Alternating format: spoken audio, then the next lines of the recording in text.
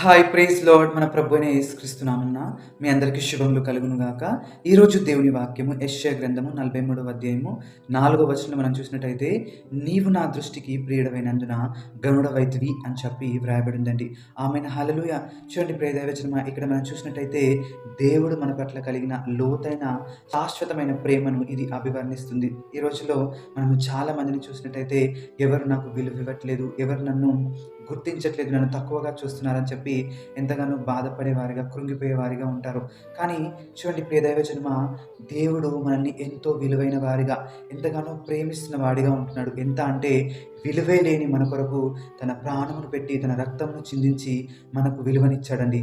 ఇది మన కార్యములను బట్టో కాదు గానీ, ఆయన అపారమైన కృపను బట్టి దేవుడు మనల్ని రక్షించుకున్నట్టుగా, మనకు విలువనిచ్చినట్టుగా మనం చూస్తున్నాం. కాబట్టి ఈరోజు నీకెవరు విలువ ఇవ్వట్లేదని చెప్పి బాధపడే వారిగా కాకుండా, దేవుని దృష్టిలో మనము విలువైన వారిగా, గనులుగా ఉన్నామని చెప్పి సంతోషిస్తూ మన విశ్వాస యాత్రలో మనం ముందుకు కొనసాగుదాం. ప్రభువటి కృప మనందరికీ దయచేయును గాక. ఆమేన్, హల్లెలూయా.